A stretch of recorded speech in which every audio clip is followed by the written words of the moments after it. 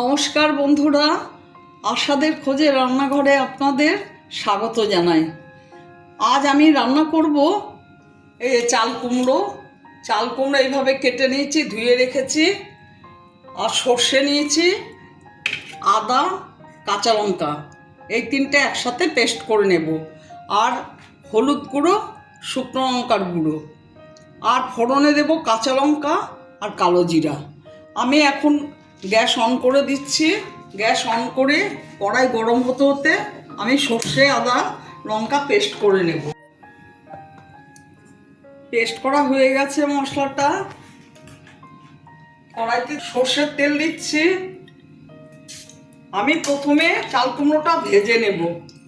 তেল গরম হয়ে গেছে, আমি কুমড়োগুলো ছেড়ে দিচ্ছি।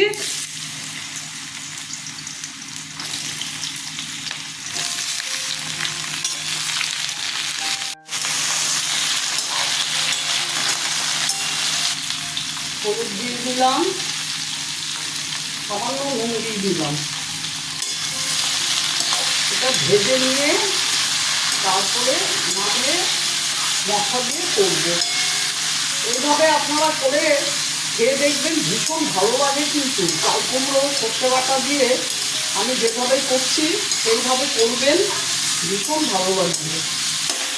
চাল কুমড়োটা ভাজা হয়ে গেছে, নামিয়ে নিচ্ছি। আবার তেল দিয়ে দিচ্ছি।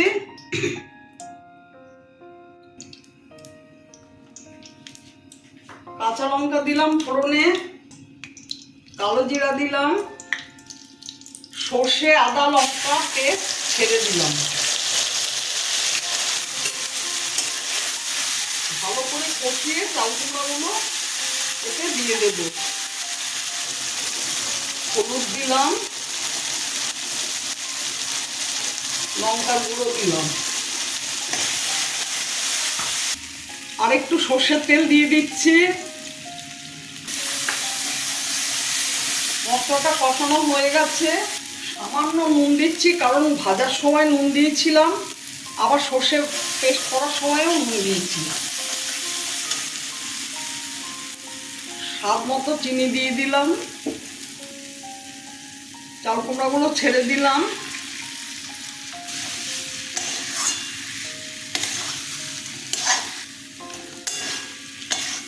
এইভাবে চাল কুমড়ো বানালে সত্যি ভীষণ ভালো লাগে খেতে। আপনারা ঠিক এইভাবে বানিয়ে খেয়ে দেখবেন, ভালো লাগবে। জল দিয়ে দিলাম।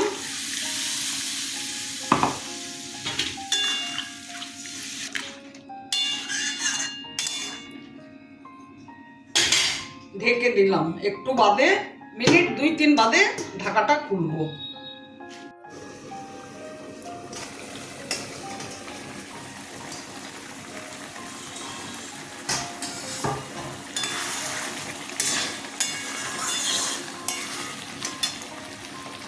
দুটো কাঁচা লঙ্কা দিয়ে দিলাম, ধনে পাতা দিয়ে দিচ্ছি।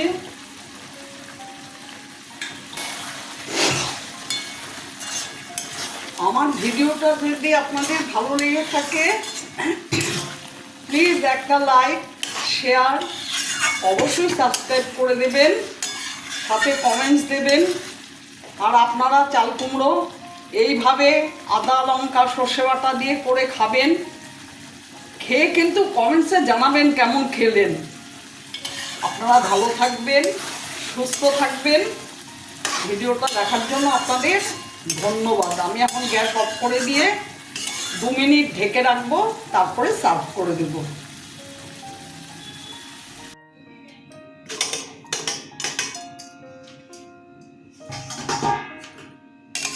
দেখুন কেমন হয়েছে।